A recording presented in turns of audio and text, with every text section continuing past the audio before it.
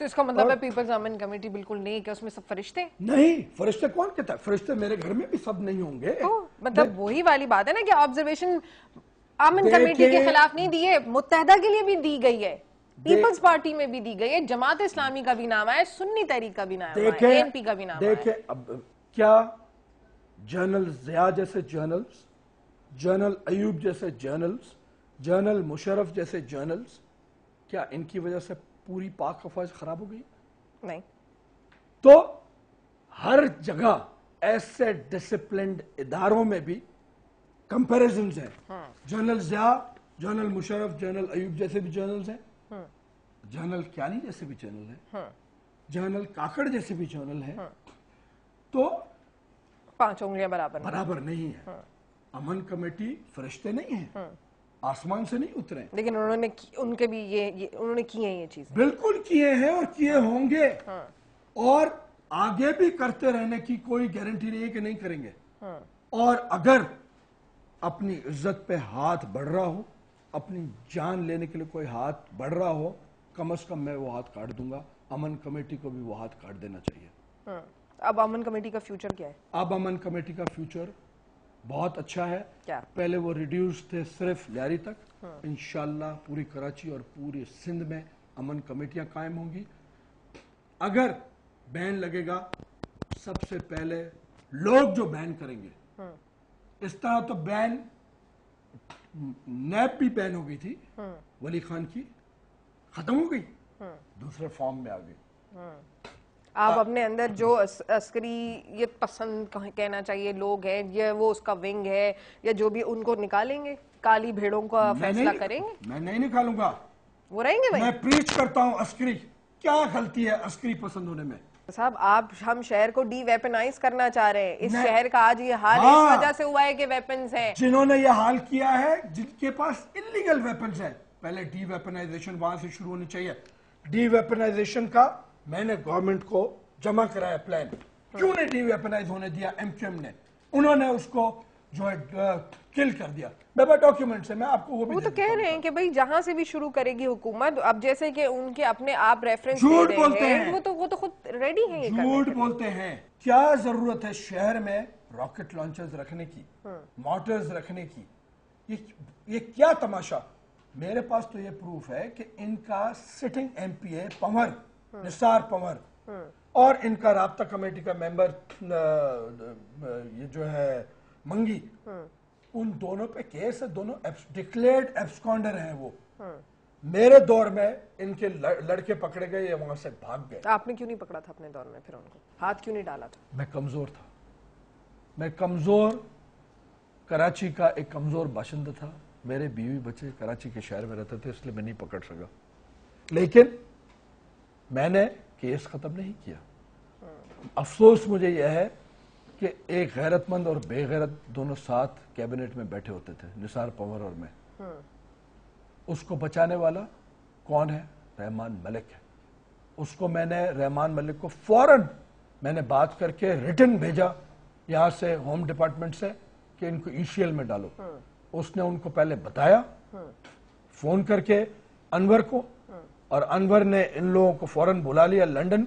ان کے flight catch کرنے کے 12 گھنٹے بعد ان کو ای سی ایل پہ ڈالا گیا. وہ تو پھر اب وہی والی بات ہے نا کہ جب وفاقی وزیر داخلہ جو ہیں وہ ساتھ ہیں, اب وہ پوری دنیا, میرا پھر وہی سوال ہے, ساری دنیا موجود ہے, اتحادی ہو رہے ہیں, کیا کریں گے آپ اکیلے کیسے کر رہے ہیں, کیسے کر لیں گے, کہاں تک جائیں گے؟ میں لڑوں گا. آپ نے تو بیچاری اپنی اہلیہ کو بھی پرابلمز میں ڈال دیا. کوئی پرابلم نیشنل اسمبلی میں کل اتنا شور ہوا ہے تو ان بیچاری کو چپ کرانا. وہ ان کی she is a very very honorable yes woman. she is. ٹھیک ہے, جو آنریبلی اس کی ڈیوٹی ایز اسپیکر ہے, وہ آنیسٹلی اینڈ آنریبلی وہ کر رہی ہے.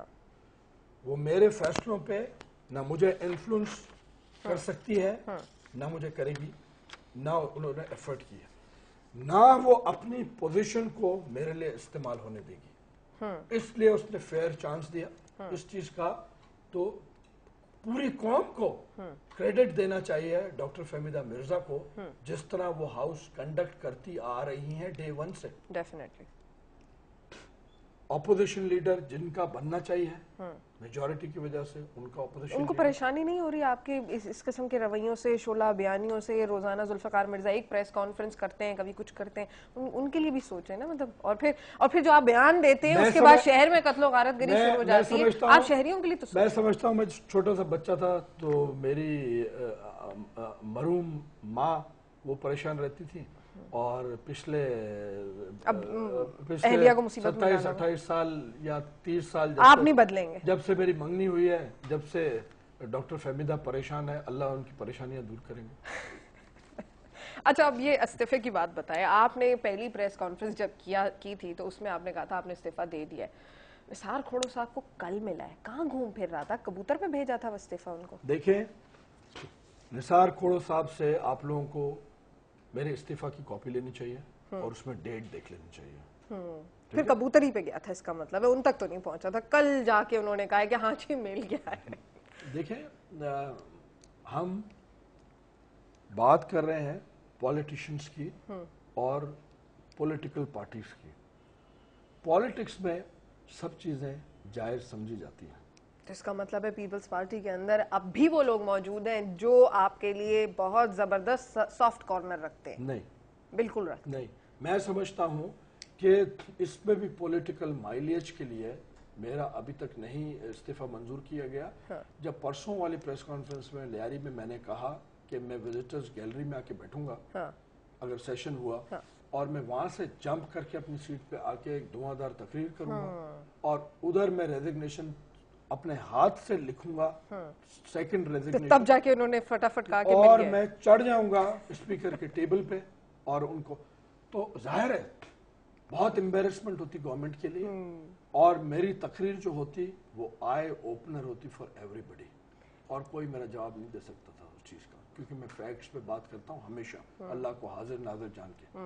میں نے بہت گناہ کیے ہیں, وہ میں سب گناہ بخشوانا چاہتا ہوں. تھوڑی سی جو میری زندگی رہ گئی ہے 2 اچھا تھوڑا سا وہ چلیں, اب آپ سچ بول ہی رہے ہیں تو پھر تھوڑا سا یہ بھی بتا دیں. بڑا عام سا تاثر ہے پبلک میں جب جاتے ہیں تو آدھے سے زیادہ لوگ میرے کان میں یہ باتیں کہتے ہیں کہ جی نہیں ذوالفقار مرزا جو پیپلز پارٹی زرداری صاحب کی بیکنگ پہ سارا کچھ کر رہے ہیں, لیاری سے ان کی وہ ووٹ بینک ٹوٹ رہا تھا, بلاول بھٹو نے الیکشن جیتنا ہے, آپ اب نے ابھی یہ بھی کہا کہ بلاول بھٹو کا سپورٹ کریں گے, تو پھر تو آپ پیپلز پارٹی کا حصہ ہی ہوا نا, گریٹ گیم نہ ہوا. بتا دیں. میں نے آپ کو بتایا, تھوڑا سا مجھے ہنٹ دیں, میں سمجھ جاؤں گا سوال, میں آپ کو جواب دوں گا.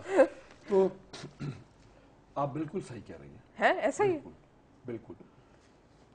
میں نے آصف صاحب کا اس میں یقیناً بہت بڑا حصہ ہے میرے اس سارے ایکٹ میں.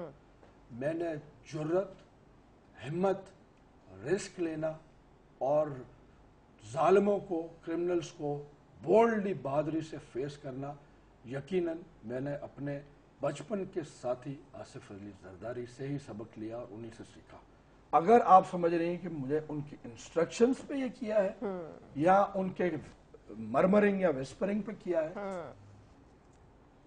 میں افسوس سے کہنا پڑتا ہے مجھے کہ ایز سچے مسلمان کی حیثیت میں آپ کو یہ میرے سے سوال نہیں کرنا چاہیے تھا, کیونکہ میں قرآن پاک سر پہ رکھ کے کہہ چکا ہوں یہ بات کہ مجھے لائن یقیناً ملی ہے, لیکن میرے خدا سے ملی ہے, آصف زرداری یا آرمی چیف یا ISI چیف سے نہیں ملی. تو یہ بات ختم ہو جانی چاہیے.